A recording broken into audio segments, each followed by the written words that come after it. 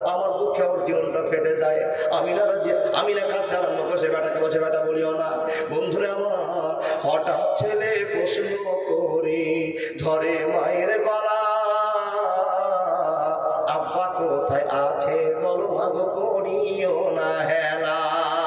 কবে আসবে আব্বা অমর কোলে নিবে হায়, বলো বলো বলো মাগো মিনতি তোমায়।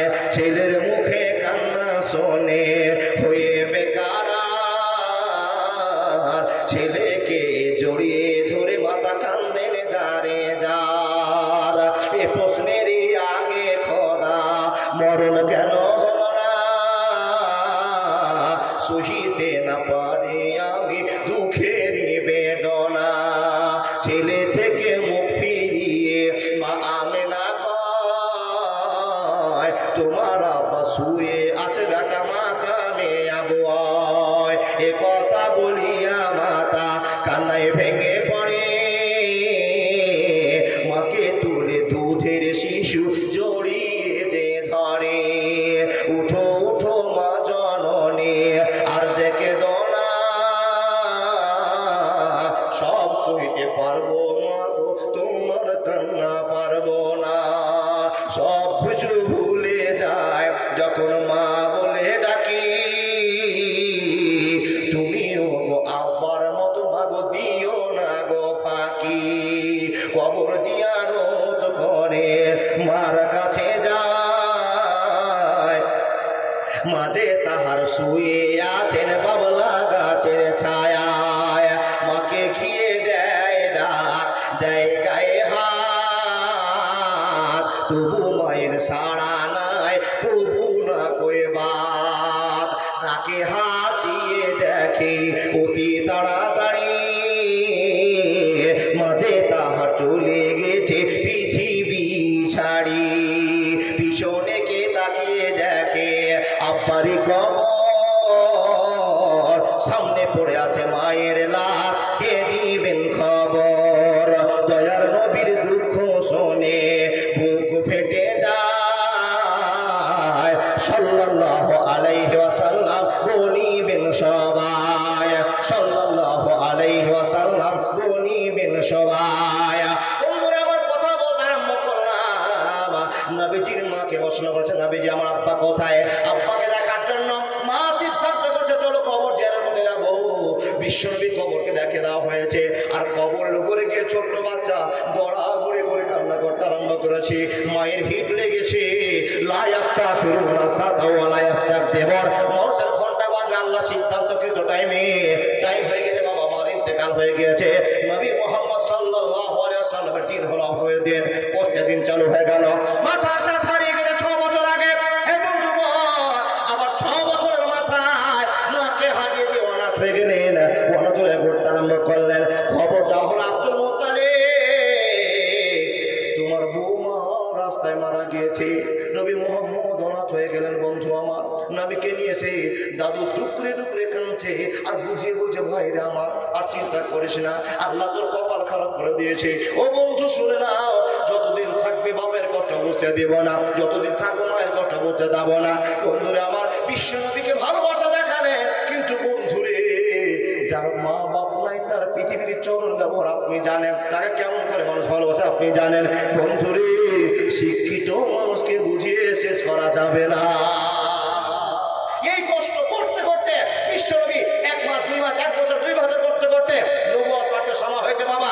দিন প্রকাশ শুরু করেছে, আপনাদের কাছে দিনকে প্রকাশ করে চলে গিয়েছে। কি নবীকে আল্লাহ পাক রব্বুল ঘোষণা করে দিলেন। এত কষ্ট করে বিশ্বনবীকে টানতে টানতে ইসমাইল নবীর বংশ থেকে টানতে টানতে টানতে নিয়ে এসে কৌশলের মাধ্যম দিয়ে আপনাদের কাছে বলছেন, লাকাদ কানা লাকুম ফি রাসূলিল্লাহি উসওয়াতুন হাসানাহ। এই পৃথিবীর মানুষ নবীর ব্যবহার, নবীর চলা, নবীর খাওয়া, নবীর বসা, নবীর ঘুম পড়া, নবীর রাস্তায় চলা, যেইভাবে টেকনিক করে চলেছে, যেভাবে শিষ্টাচার শিখিয়েছে, গুরু মুসলমান আশহাদু আল্লা ইলাহা ইল্লাল্লাহু ওয়া আশহাদু আন্না মুহাম্মাদার আবদুহু ওয়া রাসূলুহু বলার পরে যদি নবীর শিষ্টাচারকে মানে, তার জন্য আর খারাপই জিন্দেগি নয়, তার জিন্দেগি কামিয়াব, জান্নাতে যাবে যাবে। কিন্তু বাবা নবীর মহব্বত না থাকলে জান্নাত যাওয়া যাবে?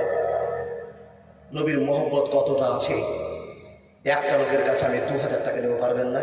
বক্তা তুলেছে, একটা কথা বলবো না, একটা ছেলের কাছে নিবো, সবার কাছে দাম দেবো না। নবীর মহব্বত যদি আপনার অন্তর থাকে, কোন যুবক এসে বলুন, কোন ভাই এসে বলুন, দাদা বলুন, আব্বা এসে বলুন, মাওলানা আমি 2000 টাকা দাম দিলাম এই জন্য, তাহার জন্য আমি 2000 টাকা দাম দিলাম, কালেকশন আমি করবো না। উনি চলে এসছেন, আপনাদের এই অন্তর থেকে বলছি বাবা, বুঝার জন্য বলছি, একটা নবীর স্বার্থে ভালোবাসার জন্য একটা 2000 টাকা দিতে পারবেন না? যে নবী আপনার জন্য দোয়া করবে সেই নবীকে ভালোবাসাটা দেখা। অনেক কথা ছুটে গেল, অনেক কথা ছেড়ে দিলাম, কোনটা শুদ্ধ বললাম, কত শুদ্ধ, যেটা জানি সেটা বাবা কেটে কেটে কেটে সহি করা বলবার চেষ্টা করেছি, বলেছি, বাবা পারবেন না। একটা 2000 টাকা বক্তা চলে এসছে, আপনার কাছে জোর করে টাকা নেওয়ার কোনো ইচ্ছা আমার নেই, তার কারণ মুসলমানই দান করে, আর দান করে নেই এটা আপনার জানা, তারপরেও আপনার কাছে চাইতে হয়। এলাকার নিয়ম হয়ে গেছে, বক্তারা চাইলে পাবে, কিন্তু আপনি জানেন না যে এটা আমার কর্তব্য। এই যে বয়ানটা রাখা আছে, আপনার কর্তব্য হলো টাকা বের করে আল্লাহকে বুঝিয়ে জন্য, আল্লাহর কাছে ভালোবাসা নেওয়ার জন্য, নবী মুহাম্মদের ভালোবাসা পাওয়ার জন্য 500, 5000, 2000 যার যেমন কোয়ালিটি এসে দিয়ে চলে যাবেন। বক্তা চাইলে আপনি দিবেন, এই সিস্টেমটা আমাদের বড় ভুল হয়ে আছে।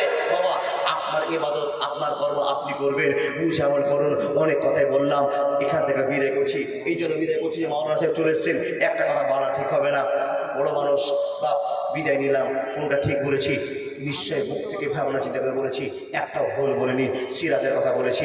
আল্লাহ আপনাকে এতটা দয়া করেছে, এতটা ভালোবাসা দেখিয়েছে, যেই নবীর দোয়াতে আপনি আমি জান্নাতে যাবই, এরকম বিশ্বাস আছে বাবা? আছে? আছে।